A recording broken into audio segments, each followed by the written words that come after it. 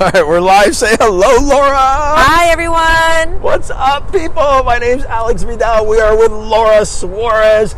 Now, the question is, are we filming in Texas or are we filming in Miami? Who knows? Well, hello, everybody. My name's Alex Vidal. I'm host of TheCloserClub. This is episode 127. Happen to be Regional Vice President for Coldwell Bankers Realty here in DFW. And today, we are sitting with, I got to do this. I asked you if I can say this in the beginning. We're sitting with Laura Suarez, who's one of our top realtors in the Metroplex, balances between downtown Dallas and Rockwall, which I just gave it away, which is where we are today. And the only interview in my 23 years in the business that I had a recruit cry in the interview. But it's going to be a topic of what we're going to talk about today. Okay. So, Laura, if you can, Yes. First of all, welcome. Thank you. Laura, if you can, for the audience watching here in Texas and Florida, who's Laura Suarez? Well, Laura Suarez is a first-generation Hispanic from Chihuahua, and I don't know. This is so hard when you're talking. And it's live. And it's live. And it's windy and it's noisy. It's windy and it's noisy, but I have been in the business. How long you been? Yeah. She's nervous. It's okay. Every happens ever. Well, how long have you been in the business? 20 years. All right. So 20 plus years. 20 plus years. Now. I started when I was 10. Yeah, she started when she was 10. Yes. So when you were 10 years old and you were illegal to work because you were only 10 years old, what were you doing when you got started? I started as an administrative assistant to a real estate agent. Okay.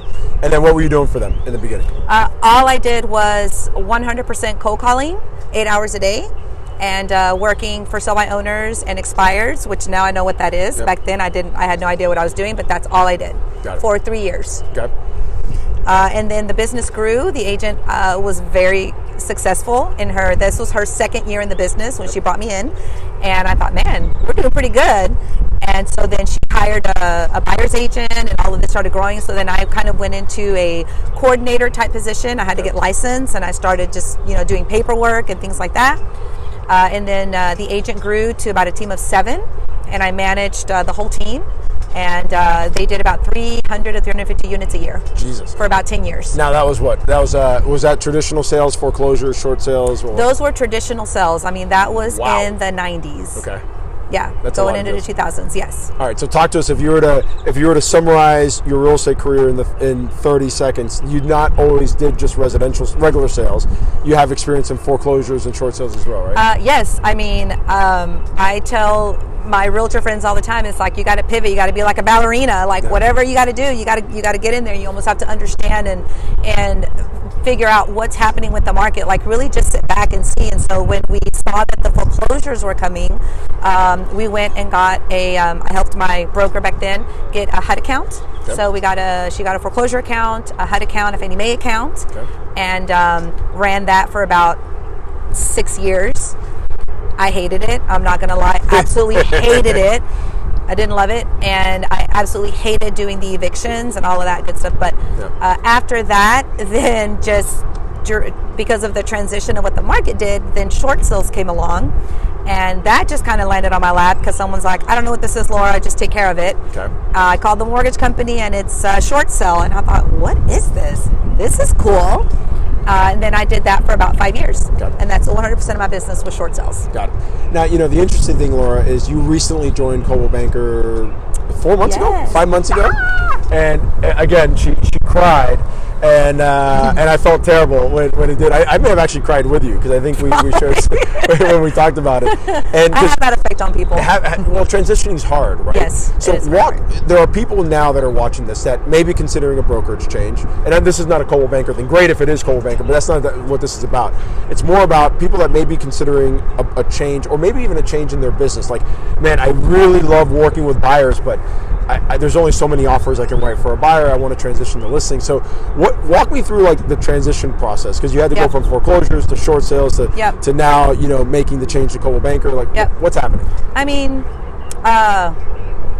What was your question? How did how do you come about figuring out that you have to transition? Correct. I think you just have to sometimes stop and really just think what is going on, right? So when you feel like your business is not doing what it needs to be doing, you're running into a lot of problems, challenges, and things in your business, you just have to stop and think, where's the pattern here? What is it that I'm seeing? And think forward. What is it that I can do to make things better? And that's where the transition comes in. You know, that's where that seed comes in. And the minute that you have a thought, you have to act on it. Because if you don't act on it, someone else is going to act on it, and then they're going to do it. You know, they're going to perfect it. So the transition is always hard, but that's because for some reason you're not meant to be where you are at that time. You got to get somewhere else. So you got to take that jump. So what were you telling yourself? Because it was a hard. You were definitely emotionally attached with your prior broker. Yeah. Professionally, obviously, wasn't the best thing for you. So what were some of the things you were telling yourself to make that leap? I mean, honestly, it's a struggle between your mind and your heart, right? Yeah. It's a struggle, and one of the things is that you have to kind of think about is that your heart can play tricks on you. So you got to think with your mind, especially in the business. Sure. So I could see that transitioning was a requirement for my business. Yeah. I could see that it was needed. Technology, I mean, just so many things that are going on in this industry. I mean, it's really going to another level, and you've got to be somewhere where they're going to take you to the other level. I didn't want to be the top agent anymore. I didn't want to be the go-to person. I didn't want to be that person. I wanted to learn from other people that were doing bigger and better things than me. Okay. So interesting, because that's a transition. Let's talk about the flip side. What are some of the constants that when you look at when you went from an assistant and you jumped into sales, and you've been in sales now all these years, right? Yep. From 10 to 22, right? Yeah. So yes. What's the one common denominator that you've actually kept with you throughout those years? Well, I mean, honestly, I went into sales 7 years ago. Okay. I was in management, I was in training, I was a HUD trainer, and I did all of that. But 100% sales was 7 years ago when I had my last daughter. I thought, you know what? I don't want to do this anymore. I want to take it easy. I'm going to go be a mom, and let's see how that works.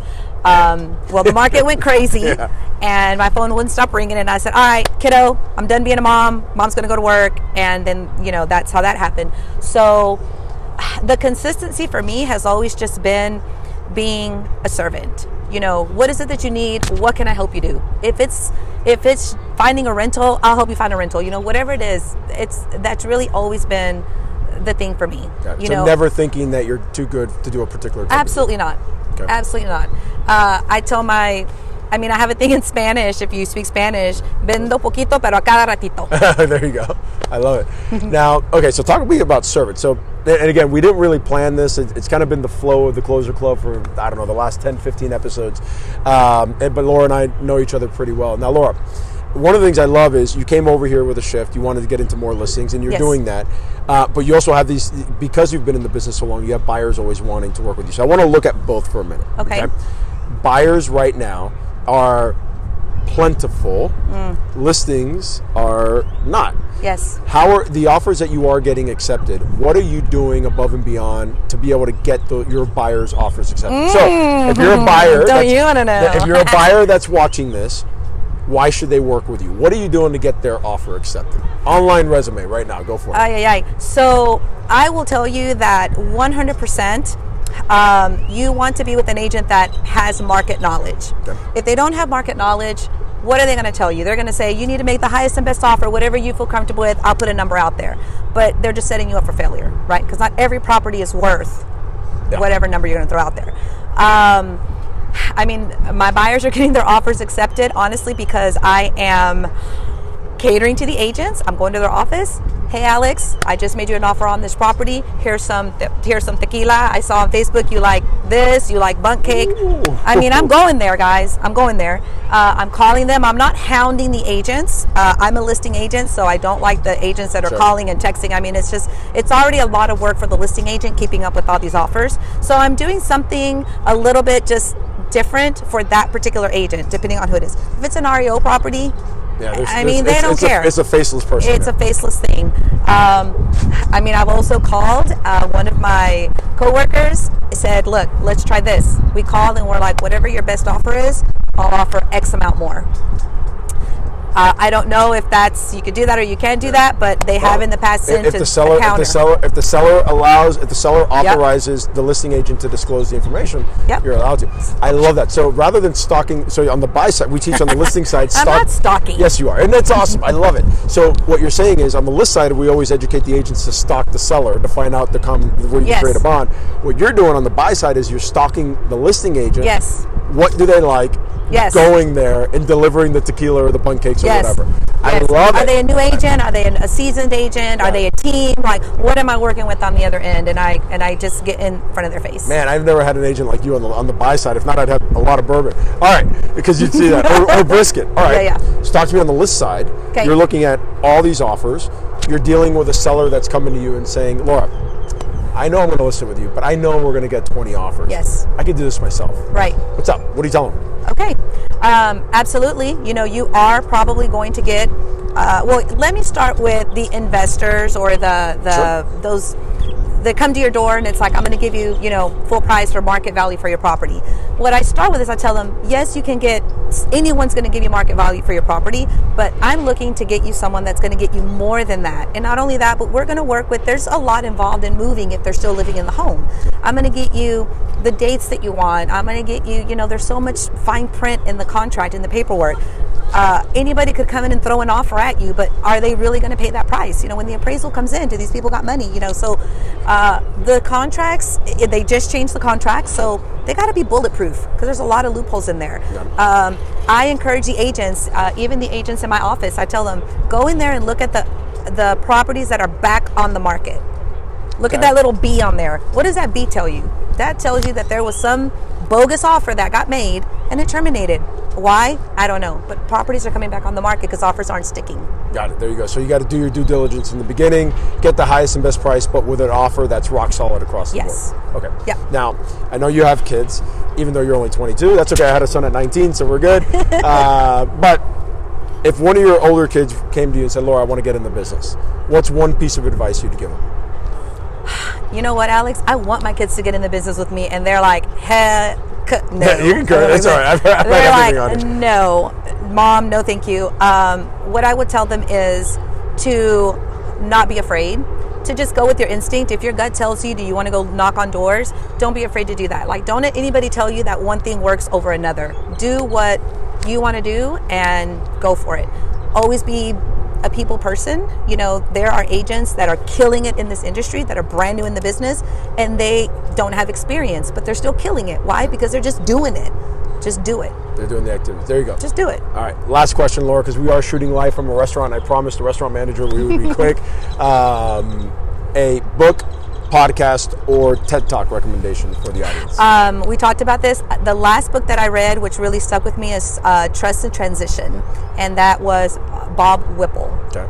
And it's a great book. I mean, it really talks about understanding when is the time to make a move, when is the time to make a change, when is the time to do something different in your life, in whatever aspect it could be. It's such a good book.